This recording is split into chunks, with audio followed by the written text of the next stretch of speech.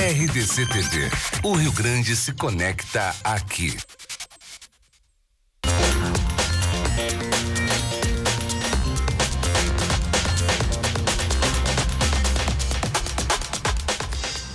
Olá, bom dia, boa tarde. Rio Grande Movimento está no ar aqui pela sua RDC TV. Eu quero saber, o sol já está brilhando por aí? Daqui a pouco nós teremos a previsão do tempo, porque o sol chegou aqui maravilhoso, sorrindo. Aliás, eu perguntei onde o senhor estava, o senhor nos abandonou nos últimos dias, mas também seja bem-vindo à chuva, né? Que é uma bênção de Deus que vai trazer para a terra alguma coisa nós vamos receber. Porque a gente fica triste às vezes quando dá aqueles temporais que as pessoas ficam, às vezes perdem algumas coisas materiais ou até mesmo pessoas se ferem e tudo mais. Mas é a natureza e estamos no ar também aqui pelo canal 24524 da NET para 27 cidades em todo o Rio Grande do Sul.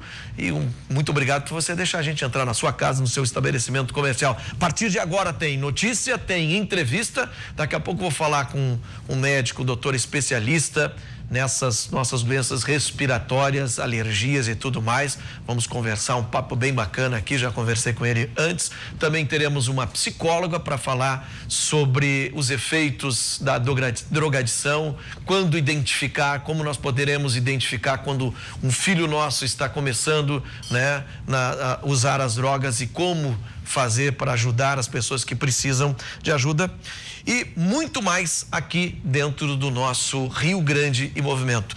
Eu vou agora ter o destaque das verdades da bola com ele, Ribeiro Neto. Ribeiro Neto e as verdades da bola. Oferecimento Trilegal. Sua vida muito mais Trilegal.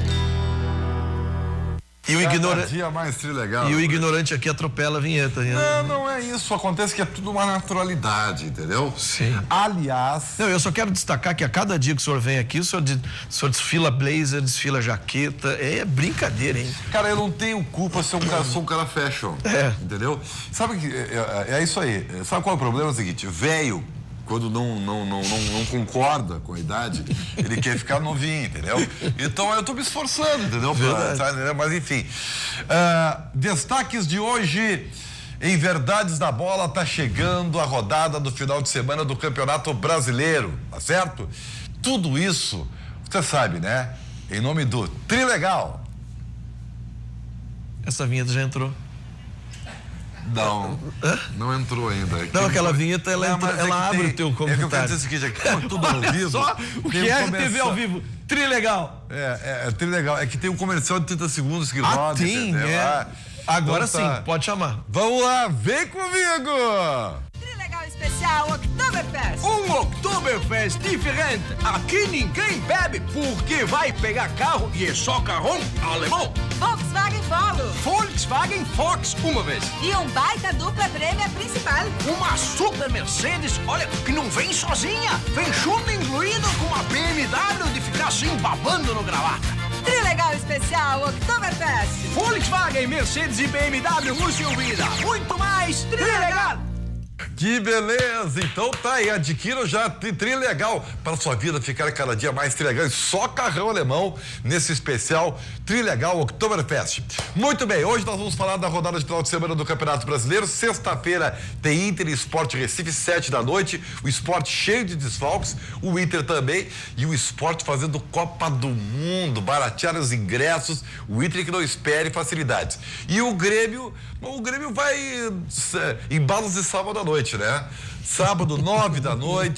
Fico imaginando, o pessoal vai direto pra balada e tem que votar no outro dia de manhã, hein? E o Grêmio vai ou não vai com os titulares, né? Tudo daqui a pouquinho em As Verdades da Bola. Valeu, Ribeiro Neto. E agora nós vamos para a redação. Tô aqui. Vamos para a redação com a Lília Belém. Olá, Belém. Bom dia aos nossos telespectadores. Estamos aqui com mais um dia de notícias nessa quinta-feira, dia ensolarado finalmente, né, Forcolém?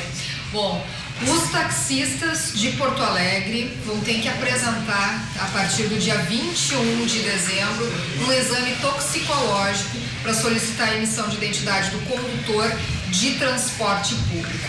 Essa notícia, Forcolém, já que mais tarde nós teremos aí no programa uma entrevista com a psicóloga sobre o assunto, eu vou trazer mais detalhada no final do programa. Agora eu tenho uma outra notícia sobre os táxis aqui em Porto Alegre, está sendo muito comentado. O que muda nos táxis já a partir de amanhã aqui na capital, que é a partir da regulamentação do novo sistema de táxis da cidade, definida pelo prefeito Nelson Marquesan Júnior. Tem a categoria executiva, onde os veículos vão continuar com a cor que tem agora, que é o vermelho ibérico. E nessa classe estão os carros sedã, médios e grandes, também os utilitários esportivos, com 4 portas, ar-condicionado e até 3 anos de uso. Vai ter a categoria táxi comum, que vai ser de cor branca, com faixas vermelhas nas laterais, e a idade máxima cai de 10 para 8 anos. E a categoria especial, que são aqueles táxis que a gente sabe que operam no aeroporto, né? Eles vão continuar com a cor branca e as faixas laterais azuis. Essas novas regras vão ser publicadas amanhã, então, no Diário Oficial de Porto Alegre, e a partir daí, os veículos que ingressarem na frota já terão que aderir. E os que já estão atuando têm 24 meses para seguir, então, essas mudanças. E outras novidades devem ser divulgadas até novembro. Daqui a pouquinho mais notícias, por colega. Ok, Lilian, muito obrigado. Nós vamos agora saber como é que vai ficar o tempo, já que o sol chegou. Por favor, Márcio, me traz aí as imagens. Olha aí, Porto Alegre, mínima que foi 12 graus hoje na madrugada. Pode chegar em alguns bairros 23, varia em outro bairro 24, 25, mas é sol. Canoas também, na mesma situação, mínima 12, máxima 23. Uruguaiana, sol, mínima 11, máxima 24. Pelotas, mínima 8, máxima 23. E nosso litoral norte, Torres, mínima 15, máxima 21. Predominando o nosso sol maravilhoso. Então, vamos aproveitar, né? Porque isso é importante.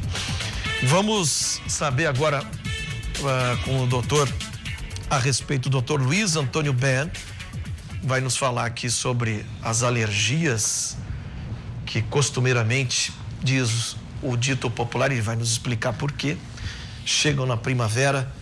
Como é que vai, doutor? Tudo bem? Bom dia. Seja bem-vindo. Prazer estar aqui com vocês nessa emissora promissora para nós no Rio Grande do Sul e Porto Alegre principalmente. Né? Amém. Diretor da Associação Brasileira de Alergia e Imunologia, médico alergista e imunologista. Nós estamos conversando lá, doutor. Sim. E o senhor me falou, o senhor vê como a gente que é leigo, a gente pega um discurso, um dito popular e vai embora, né? Então nós acreditamos sempre que a rinite é estimulada pelo pólen das flores na cidade. O senhor estava explicando que não é bem assim. Não, não é. Nós, então, aqui nesse ano tivemos aí 90 dias ou mais de frio, umidade. Então saímos de um quadro de rinite provocada por exposição a esses ácaros domésticos, associada a quadros de infecção respiratória. E agora entramos assim na época da floração. Realmente o pessoal pensa, as flores provocam. Não, quem poliniza, quem leva pólen de flor é inseto, passarinho. O pólen que provoca reação alérgica na população em geral é pólen de grama. A grama, obviamente, todos nós sabemos, é amplamente difundido, o gramíneas, e naturalmente, junto ao campo, a concentração que tem no ar é muito maior. Por que a grama, o pólen de grama é importante? Porque ele é muito leve. E se é muito leve, ele é transportado a grandes altitudes e se difunde amplamente. Então, no campo, na cidade pequena, as pessoas estão mais expostas do que numa cidade maior como Porto Alegre. Por quê? Porque as próprias edificações não permitem a difusão ampla desses grãos de pólen, que vou dizer, são microscópicos, não vai enxergar o grãozinho de pólen, mas todos nós estamos respirando agora.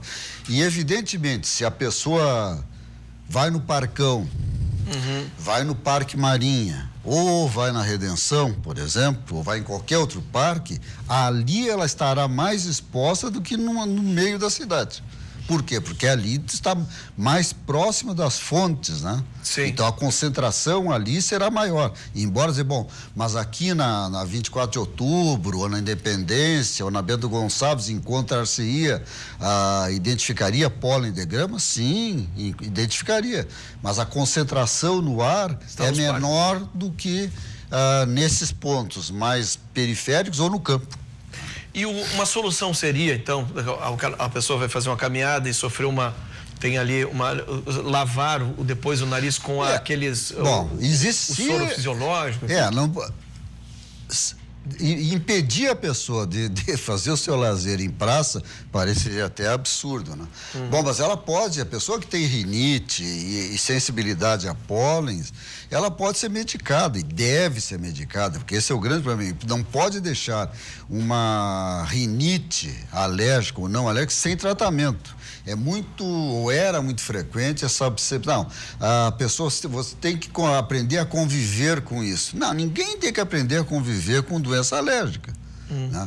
A não ser que tu pense, aprender a conviver seria aprender que coisas que eu posso fazer para melhorar. Ou que medicamentos eu posso tomar para controlar. Então, uma pessoa que sofra de rinite por sensibilidade ao pólen, se ela puder se afastar dessas fontes, tanto melhor. Mas aí ela mora no interior e trabalha no campo. Ela tem que estar medicada. Aqui na cidade também, as pessoas sofrem, independente da distância de fontes de gramíneas. Então, existe medicamento, existe maneira de controlar, e isso é importante que as pessoas tenham conhecimento e levem para o seu dia a dia. Existem remédios seguros, remédios eficazes, que podem controlar os sintomas, de uma maneira que ela conviva com essa questão que é da natureza e não tem uma alternativa para isso, e conviva bem. Né? Tem alguma coisa preventiva, por exemplo, vitamínica, que possa diminuir essa sensação alérgica? Bom, por exemplo, a pessoa diz, eu vou tomar mais vitamina C na primavera e no verão, que daí eu vou não vou... A vitamina C estaria, assim, uma importância em estados de resfriado, infecções virais. Hoje se sabe, ainda não sei, vamos dizer assim, totalmente confirmado, que a diminuição de vitamina D, a diminuição de vitamina D pode facilitar quadros alérgicos. Então, não assim, vou ter mais espirros. Não, abre a condição da pessoa desenvolver mais alergia, porque ela interferiria no mecanismo de reconhecimento daquilo que é próprio e não é próprio. Doença alérgica, o que é? É a reação que um organismo faz contra algo que é inócuo. Por exemplo, quem fica alérgico ao leite de vaca, o leite de vaca não vai nos dominar, certo? Nós vamos tomar o leite vai ser metabolizado e vai ser eliminado. Agora, esse organismo dessa pessoa julgou que tinha que fazer anticorpo contra essa proteína do leite de vaca. É uma coisa terrível para ele, porque ele está fazendo uma resposta inadequada, mas enfim, isso acontece naturalmente. Existem pessoas alérgicas a alimentos, assim como tem pessoas alérgicas a gramíneas. A gramínea, um pólen de gramínea também tem no ar, ele não vai fazer nada conosco. Nós aqui, o nosso organismo, porque faz uma resposta a ele, termina sofrendo as consequências dessa resposta. Doutor, hoje os médicos que trabalham a doença respiratória dizem o seguinte: quando uma criança, principalmente uma criança, o pediatra fala, quando ela não está curando uma gripe, uma coisa, retira-se o leite, que o leite poderia estar alimentando, criando mucosa, criando... essa é não só por médico, por outros profissionais de saúde, principalmente, está sendo estimulado esse conceito de que o leite aumenta o muco. Não existe nenhuma comprovação de que isso seja verdadeiro. Cientificamente, não. Nenhuma. Agora, há alguns relatos de pessoas que dizem, eu parei e melhorei. O fato é que não existe essa comprovação, e para fazer isso, quer dizer, vamos botar um exemplo. Se eu disser para uma pessoa que teve uma reação num restaurante, olha, que suspeito que você seja, ou que a senhora, o senhor, seja alérgico a camarão, vamos fazer exame para checar se é alergia ao camarão. Mas, se essa pessoa confirmar que ela é alérgica a camarão, qual é a repercussão na vida dela? A repercussão é em momentos de lazer. porque camarão, crustáceos, moluscos não fazem parte da nossa alimentação rotineira. Então isso não vai interferir nos momentos de lazer, que ela não tem que se cuidar em restaurante, ela terá que se cuidar. Vai ter que optar. Ela terá que se cuidar em festas, etc. Agora, tirar de uma criança ou de uma casa, alguém de uma casa, o leite, trigo, soja, milho, interfere na casa inteira. Então, para fazer isto, para impor à casa esse problema sério de restrição alimentar de um alimento, o profissional, aí eu vou falar que o profissional que tem condições de fazer diagnóstico é o médico, e não há nenhum outro profissional de saúde capacitado para fazer diagnóstico de doença alérgica ou não alérgica, é o médico. Ele tem que ter certeza de que o que ele está fazendo é algo baseado em alguma evidência. Ele não pode dizer só porque eu acho, certo? Porque, inclusive, é o seguinte, existem dados muito recentes, porque além do leite, uma coisa muito na moda também é glúten. Glúten. Tudo é alérgico. O camarada brigou com a namorada e é alérgico ao glúten. O outro caiu no chão, é o leite, certo? A coisa está mais ou menos nesse pé. Muitas vezes já está comprovado isso, que se fazem restrições alimentares duradouras com trigo ou leite e depois se tenta reintroduzir, e aí sim a pessoa desenvolve alergia. Um percentual de 20% a 30% de pessoas que são submetidas a dietas rigorosas vamos dizer, o português fala em evicção, né? Que seria evitar, né? Evitar o alimento por 60, 90, 120 dias, 20% a 30%, quando reintroduzem, tem reações e reações graves. Então, também por isso, porque não foi feito um diagnóstico adequado, também pelo risco de impor um problema sério a uma família e impor o risco dessa pessoa, quando for reintroduzir, ter uma reação grave. Então, existem consensos, existem em inglês guidelines, existem resoluções da sociedade, a própria Sociedade Brasileira de Alergia e Imunologia, na qual eu tenho uma participação em diretoria, não, nada mais do que isso, mas tem sites na internet que podem ajudar, elas têm parâmetros de como fazer esse diagnóstico, como deve ser feito, quem deve fazer. Se eu vou me consultar com o senhor, eu quero saber que aos 48 anos, qual é a alergia que eu tenho, alguma coisa, o senhor faz um mapa disso no exame? Vamos lá, se a pessoa não, vamos assim, pelo mais elementar, se a pessoa não sente nada, não tem por que nem pensar em alergia. Mas digamos que ela tem uma manifestação respiratória, rinite, espirra, tosse, coça, asma, ou algum quadro cutâneo de longa evolução, manifestações gastrointestinais, bom, pode ter suspeita de alergia por alérgeno inalatório, pode existir suspeita de alergia por alérgeno alimentar, existem exames para determinar isso. Existem exames de sangue seguros, eficazes, e existe aquilo que muitos médicos de alergia fazem, o teste cutâneo, por quê? O anticorpo que a pessoa produz lá para o leite, para o pólen, etc., esse anticorpo permanece no sangue, então ele pode ser dosado no sangue. Mas a característica dele é fixar-se em mucosas e na pele. Então, veja assim que todas as manifestações alérgicas são em mucosas ou cutâneas. Né? Esse anticorpo se fixa nesse tecido e o teste cutâneo pode identificar a presença desse anticorpo para esse ou aquele antígeno e por uma reação simples, que depois fica uma pápulazinha, como se fosse uma picada de inseto, que aquilo é a liberação de uma substância chamada histamina, que todos nós conhecemos, os antihistamínicos, né? A histamina é uma substância que contida em algumas células, e quando essas células estão recobertas por esse anticorpo que provoca alergia, e se a pessoa tem contato com aquilo que provocou a alergia, essa célula é ativada, libera histamina. E isso em grande quantidade tem os sintomas de alergia em geral. Por isso que nas doenças alérgicas, em muitas das doenças alérgicas, existe a indicação formal do uso, ou episódico, às vezes até duradouro, de antihistamínicos. Existem numerosos antihistamínicos muito bons e seguros. Muito bem, muito obrigado, doutor Luiz Antônio Ber. Eu que agradeço. Diretor da Associação Brasileira de Alergia e Imunologia, médico alergista e imunologista. O nosso papo foi muito bom aqui. Eu acho que sempre é uma conversa preventiva que a gente passa para o nosso telespectador, para que se cuide e procure os profissionais corretos. Procurar não se automedique, né, doutor? Não acreditar nisso. A alergia não tem cura. A alergia tem tratamento, como qualquer outra doença. Tem tratamento para a pessoa poder viver bem e viver com qualidade de vida. Doutor, muito obrigado. Eu que agradeço. Vamos a um breve intervalo comercial e já voltamos.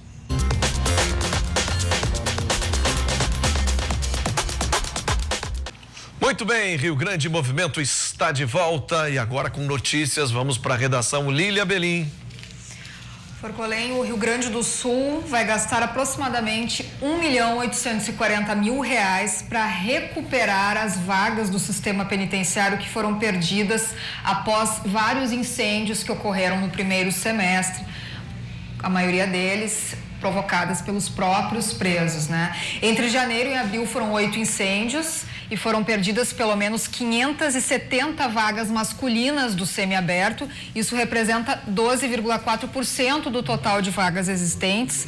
O dinheiro que vai ser gasto na recuperação corresponde a 3 meses e meio de aluguel das mais de 1.900 tornozeleiras eletrônicas que o Estado possui, só para se ter uma dimensão do gasto, né? A reforma que vai ser mais cara para os cofres públicos vai ser a do Instituto Penal de Carazinho, no norte. Vão ser necessários R$542.000 para conseguir reconstruir o prédio, que teve perda total. Esse incêndio que aconteceu em 25 de março. Segundo a superintendência, a verba já foi liberada pela Secretaria da Fazenda e agora é aguardada apenas a licitação. Outra notícia, né, Forcolim, é a respeito do horário de verão. O governo adiou o horário de verão para 18 de novembro, já tinha sido adiado para o dia 4 de novembro e agora novamente, né? Essa nova mudança ocorreu a pedido do MEC, o Ministério da Educação, com o objetivo de não prejudicar os inscritos no Enem, o Exame Nacional do Ensino Médio. As provas vão ocorrer nos dias 4 e 11 de novembro. Então, nos próximos dias, o decreto vai ser publicado no Diário Oficial da União e a volta ao horário normal, né, o fim do horário de verão, permanece prevista para 17 de fevereiro. Forcolim. Ok, Lília, agora essa questão dos presídios, né, você vê, os caras destroem os presídios, botam fogo, quem é que vai pagar isso? Eu e você. Nós vamos pagar isso é um dinheiro do Estado. E esses miseráveis que fizeram isso deviam de reconstruir.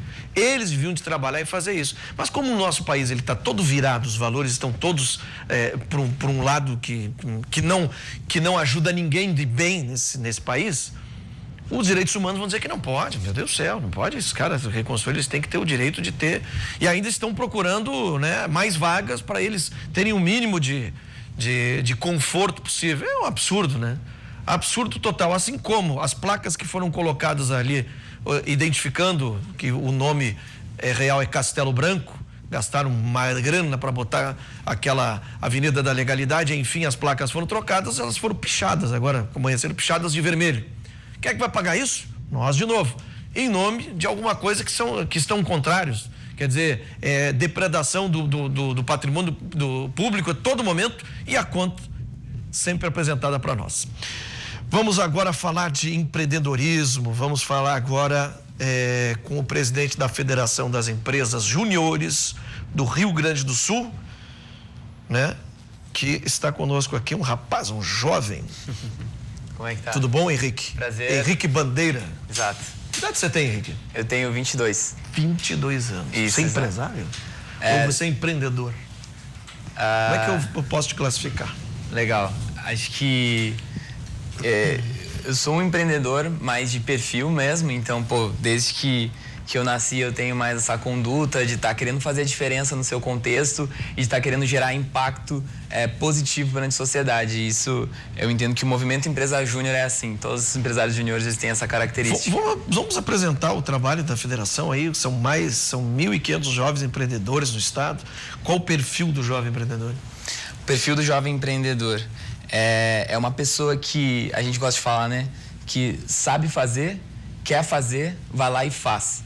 Então, a gente acredita muito que através do empreendedorismo a gente vai estar transformando o Brasil. E quando a gente fala de empresa júnior, uma empresa júnior é uma empresa inserida num curso de graduação. E aí, essa empresa júnior, ela vende e executa projetos de consultoria a empresas seniores. Então, através desse mecanismo de venda e execução, a gente acredita que o empresário júnior, o universitário, o jovem empreendedor, ele vai estar adquirindo habilidades para realmente ser um futuro líder, né? Porque ele vai estar mexendo com gestão e vai ter toda uma cultura empreendedora por trás. Então, a gente acredita que desenvolvendo, fazendo melhores projetos, a gente vai estar desenvolvendo melhores soluções para o mercado. E, além disso, a gente vai estar formando líderes dentro do movimento. Líderes que são muito presos aí aos valores do movimento, que são lideranças mais éticas, mais transparentes. E a gente acredita que, através desse trabalho, a gente vai estar transformando o país. Tem empresas que já fazem esse programa, né? Foram chamados de vários nomes, né? Líderes, novos líderes. E tinha outros nomes aí, tal, em algumas empresas, que já vinham preparando os jovens, né? Para assumirem mais tarde um cargo de executivo dentro das empresas. É parecido com isso, mais ou menos? A gente acredita muito no... É mais abrangente. É que, vamos dizer, o propósito ele norteia. Então, transformar o Brasil é o propósito do Movimento Empresa Júnior. À medida que tu trabalha para transformar o teu país, por consequência, tu tá te desenvolvendo em termos de habilidades profissionais e pessoais. Então, acreditando que a gente vai transformar o Brasil e trabalhando para isso, é uma consequência tu tá mais envolvido para quando tu chegar no mercado de trabalho. Henrique, isso é um sonho de todos nós, né? Muito mais quando estamos na juventude, nós temos esse sonho de mudar o país. E eu sonho porque eu tenho filhas, né? E o telespectador tem suas filhas, todos nós pensamos no futuro do Brasil e vocês são o futuro do Brasil dentro dessa questão.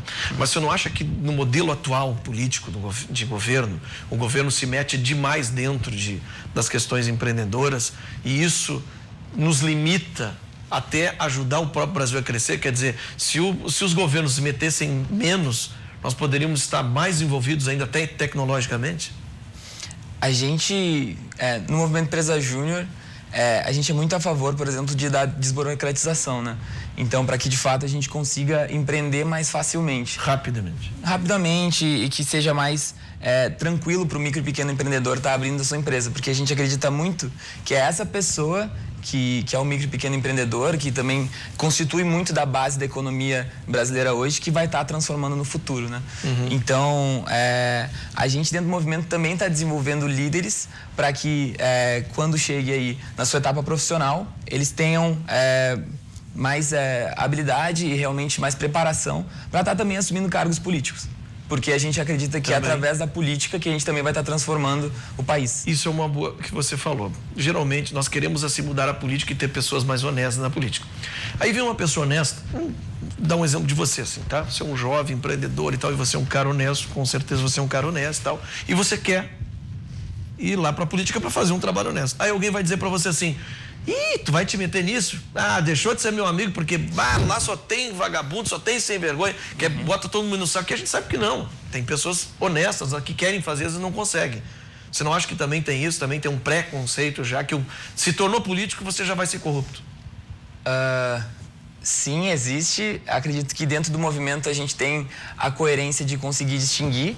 Então, entender que não necessariamente a política é algo ruim, bem pelo contrário, é algo bom, que é ali que a gente vai estar conseguindo transformar a sociedade. Ela e aí tudo, tem vários exemplos de pós-juniores, que são pessoas que passaram pelo movimento Empresa Júnior, que hoje estão protagonizando na política. E a gente vê isso com muito bons olhos.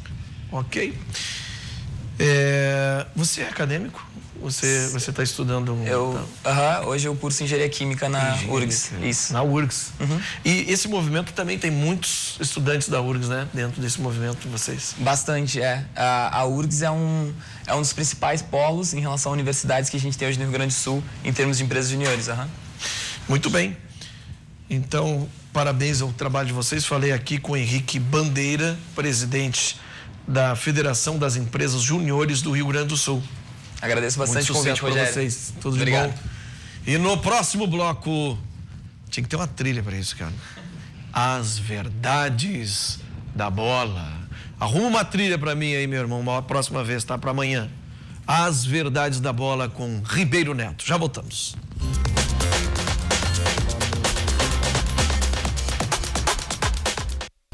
Ribeiro Neto e as verdades da bola. Oferecimento Trilegal. Sua vida muito mais. Trilegal. Fé só carro alemão, Volkswagen Polo, Volkswagen Fox, tem uma Mercedes-Benz no prêmio duplo principal junto com uma BMW fantástica, ou seja, não vá perder, né? Trilegal, promoção Trilegal, Oktoberfest, só carrão alemão. Vamos falar de esportes agora.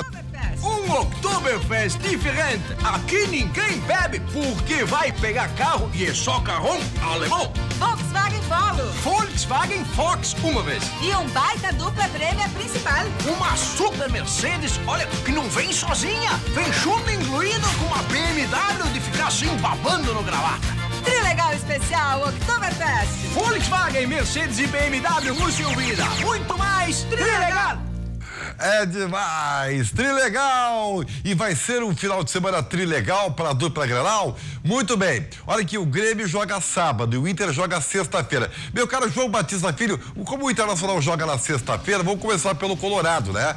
Que está indo para o Recife. Olha, o Sport Recife está cheio de desfalques, incluindo 4 jogadores do próprio Inter, né? Mais o Durval. Mas o próprio Internacional, João Batista, tem os seus desfalques, é ou não é? Tá cheio de problema, tudo bem, Ribeiro? Boa tarde já, né? Já passou do meio-dia, mas ninguém almoçou, então um bom dia, uma boa tarde pra você, como queira. Pois bem, Ribeiro, o negócio é o seguinte, o Inter vai ter mudanças para o jogo desta sexta-feira lá no Recife e o time tem várias novidades. A gente vai saber de tudo agora na matéria do repórter Giovanni de Oliveira.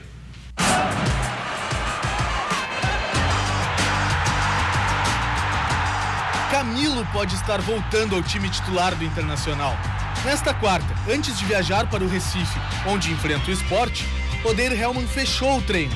O técnico testou uma formação diferente, com o meia no lugar de Edenilson suspenso. Outro que ganhou espaço entre os titulares foi o atacante Rossi. Ele treinou na ponta direita, com William Potker centralizado na função de Leandro Damião, que está lesionado. Após o treino, o lateral Iago falou com a imprensa sobre qual deve ser a postura do time para o confronto.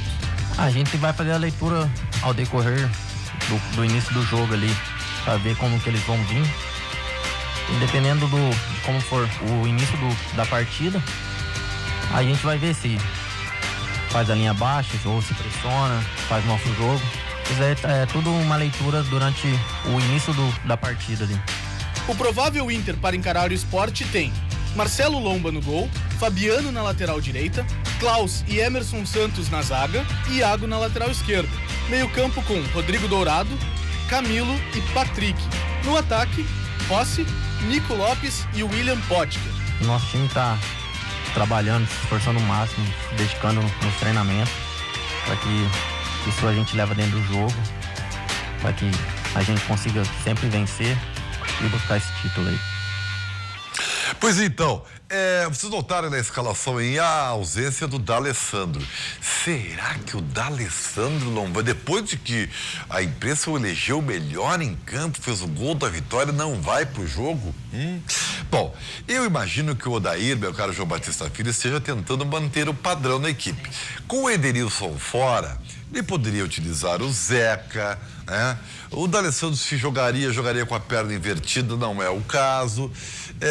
E o Rossi na frente, na vaga do Damião, acho que tá bem. Agora, me diz o seguinte, O Inter sabe que o pessoal de Recife está fazendo Copa do Mundo, inclusive com preço reduzido de ingresso, não é? Tem ingressos a R$5 e R$10 para a torcida do esporte. Tem um detalhe interessante, tá, Ribeiro? A direção convocou o torcedor para hoje às 7 da noite, no último treinamento na Ilha do Retiro. O que eles vão fazer? Aquele famoso alentaço que acontecia muito aqui em Porto Alegre antes dos clássicos, antes do Grenal, no Olímpico, no Beira-Rio. Abre, mas agora para eles não é um clássico, mas é o jogo da vida. Só pra gente ter uma noção, além de tomar 5-2 do Atlético Mineiro na última rodada, os caras simplesmente estão nos últimos 15 jogos com 13 derrotas, um empate e uma mísera vitória. Tem 30% de aproveitamento no Brasileirão. A campanha do esporte é terrível. Isso faz o Internacional ter a obrigatoriedade de vitória. Para quem disputa título, né? Tô aqui. Olha aqui, ó, pra quem disputa título. Alô, Dair Helman, pra quem disputa título tem que ganhar. Agora, vocês viram aí que o cenário está sendo armado para uma verdadeira fogueira, né? Copa do Mundo. Então, o Inter que abra o olho. Aliás, o Grêmio também tem que abrir o olho. Afinal de contas, pega o Bahia sábado, 9 da noite. Ai, que legal, né? Lauro Vieira Marques, Lisete Lambi, 9 da noite. Esse horário, seu Silvio. Mas o que é isso? Mas, enfim, vai com o que tem de melhor ou não vai, João Batista Filho? Essa é a pergunta que o Guilherme Paz, na sua matéria, vai responder a partir de agora. O Grêmio vai ou não com o que tem de melhor no final de semana, Gui? A 3 pontos do topo da tabela, o Grêmio colocará os titulares nos próximos jogos do Brasileirão, contra o Bahia e o líder Palmeiras. Apenas no dia 20 de outubro, 4 dias antes de encarar o River Plate, Renato deve poupar seus principais jogadores, contra o América Mineiro em BH. Da manhã a gente começa a pensar no Bahia, jogo a jogo, degrau a degrau. Próximo jogo é Bahia? Então vamos pensar no Bahia. A direção ainda tenta resolver a situação do atacante Everton, que no momento estará de fora do confronto contra o Palmeiras. O Grêmio não formalizou nenhum pedido escrito pela liberação do jogador. Tem a condição até do próprio atleta que a gente tem que respeitar, é uma oportunidade única, isso representa outras situações na carreira dele, inclusive contratuais. Agora, o que houve foi uma reunião com outros também, do nosso presidente lá na CBF, onde a gente se pediu critérios, que sejam adotados os mesmos critérios, tanto para o Grêmio como para todos os outros clubes. Dentro de vários assuntos que se tratou dentro da CBF, se pediu esse mesmo critério e a informação que nos chegou é que então a CBF estaria revendo esses critérios e a gente está aguardando então essa posição de que realmente o Grêmio seja tratado como todos os outros afiliados. Ficar tranquilo, né? Pensar pessoalmente no Grêmio como hoje, como no jogo de sábado, a gente sabe da importância do jogo, procuro deixar isso mais para o extra-campo, né? Para a direção, para a CBF lá, que eles possam resolver, né? Que seja bom para ambas as partes. Mas se Everton é dúvida, a boa notícia é Luan, que fez seu melhor jogo na temporada contra o Tucumã. A gente espera que o Luan faça aquilo que ele está acostumado a fazer, né, e que ele sabe fazer muito bem.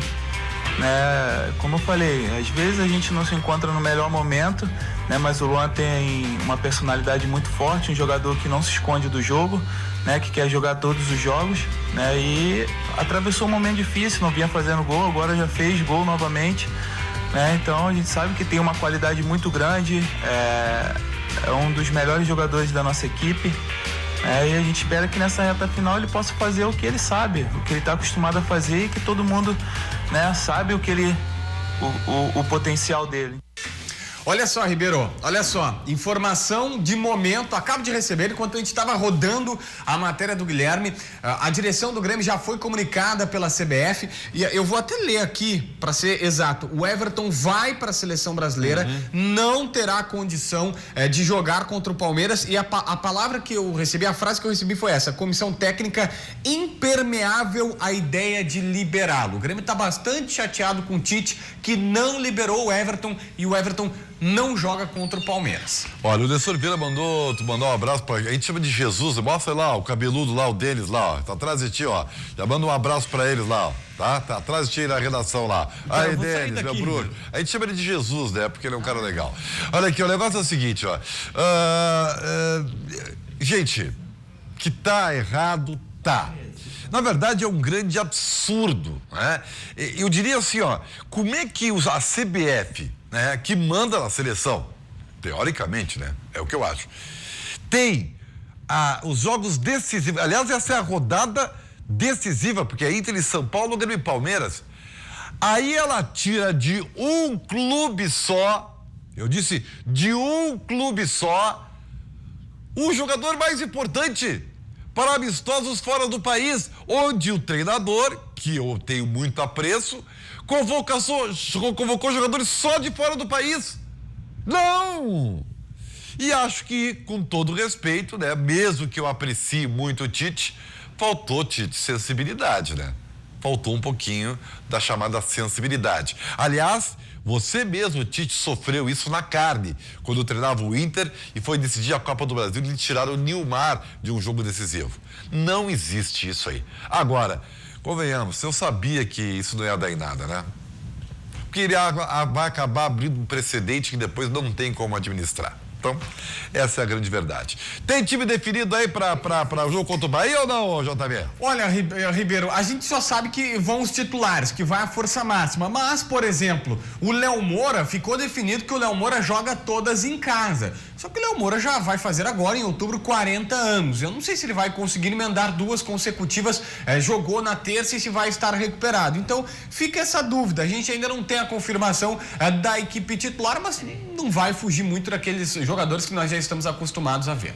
Muito bem. Jogo do Inter amanhã, 7 horas da noite. Jogo do Grêmio, sábado, 9 da noite. E, é claro, domingo, só eleição. E você vai ter uma ampla cobertura aqui na RDC TV. Tá certo? Verdades da Bola. Volta amanhã, sempre para Trilegal. Ribeiro Neto e as Verdades da Bola. Oferecimento Trilegal. Sua vida muito mais. Trilegal.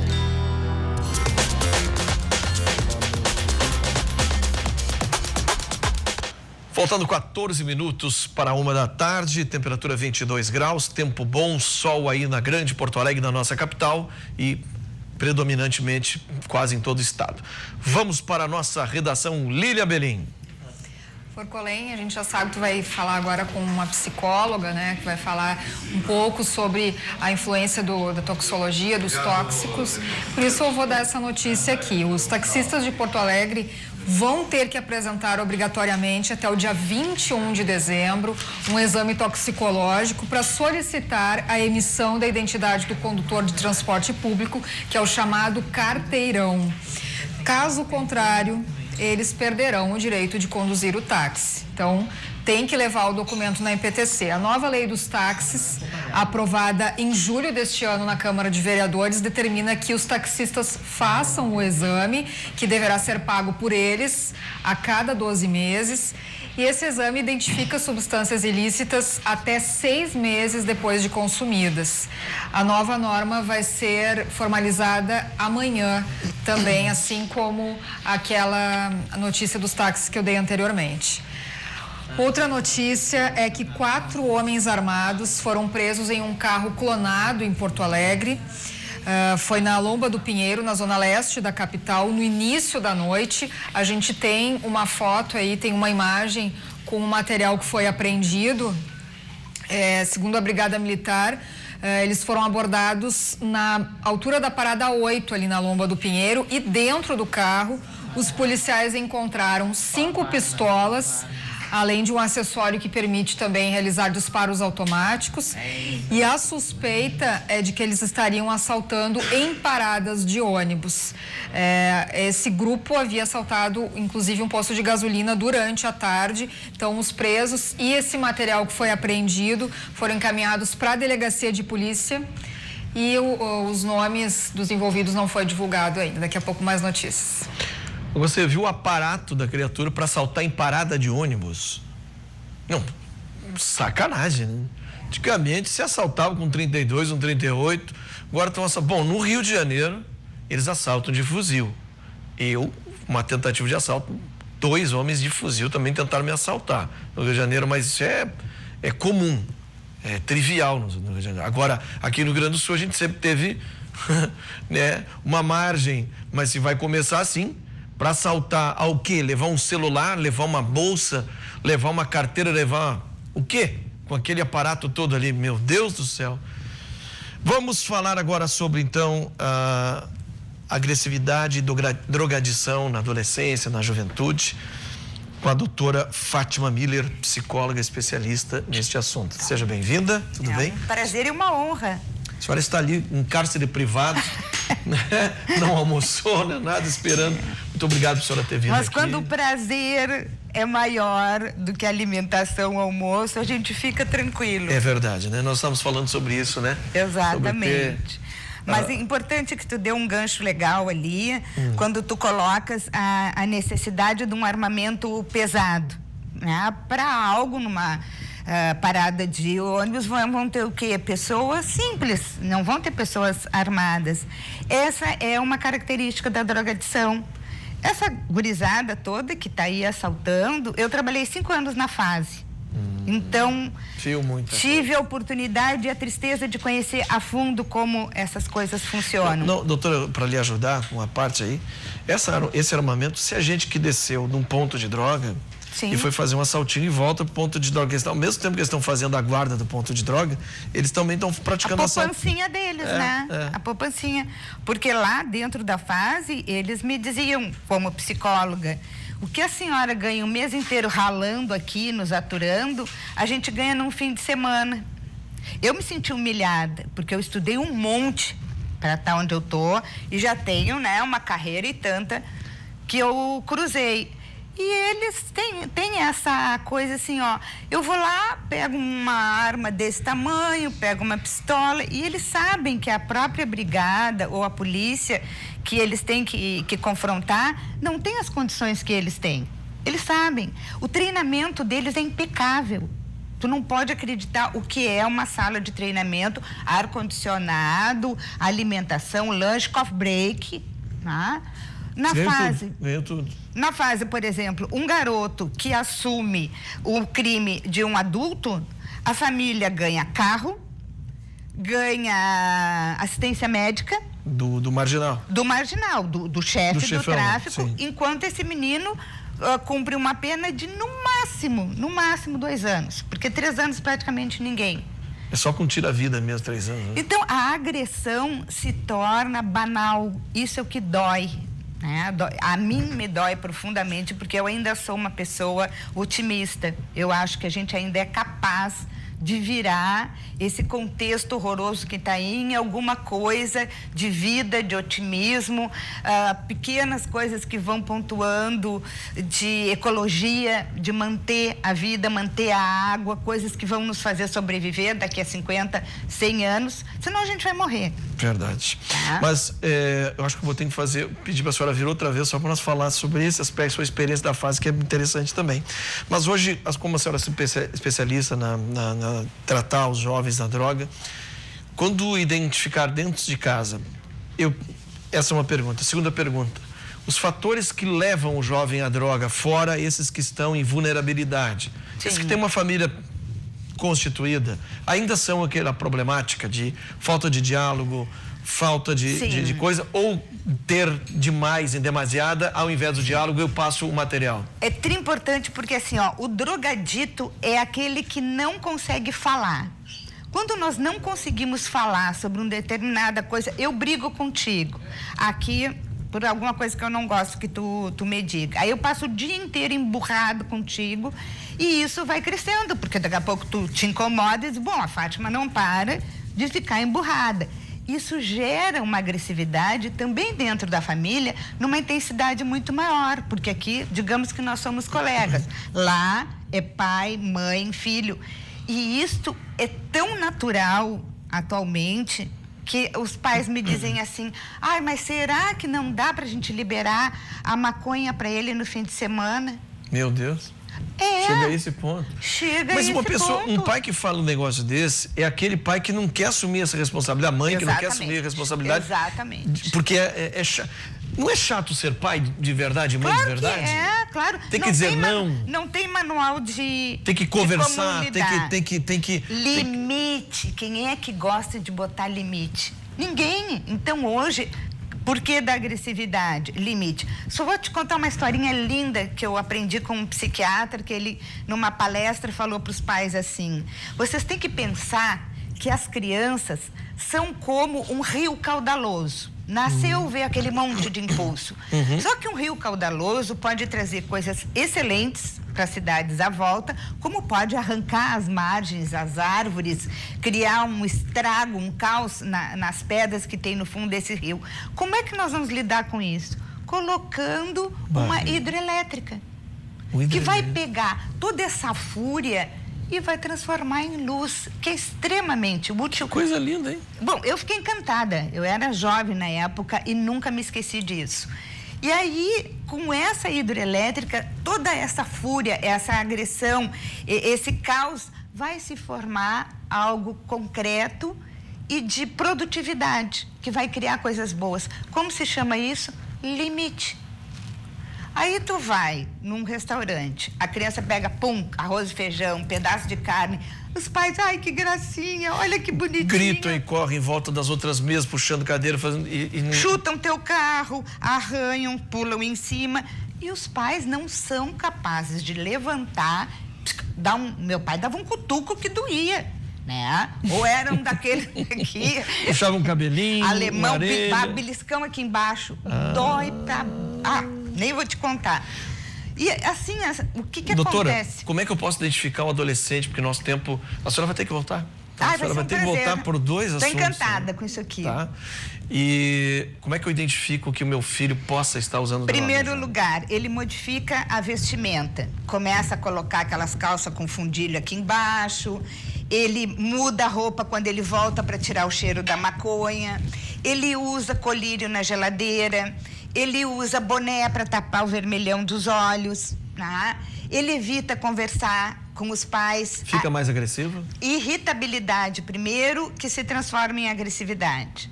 A ponto, assim, ó, de um paciente chutar uma mãe dentro de um edifício de classe média alta até ela perder um rim.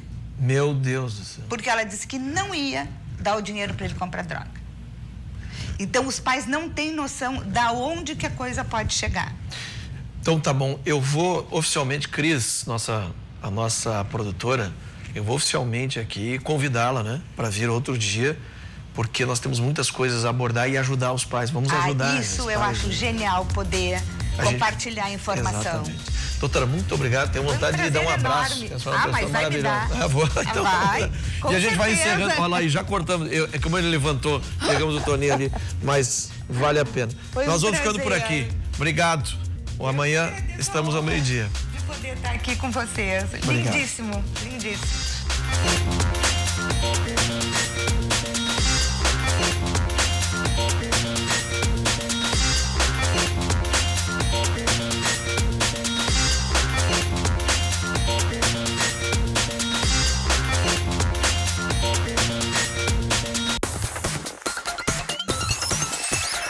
RDC TV. O Rio Grande se conecta aqui.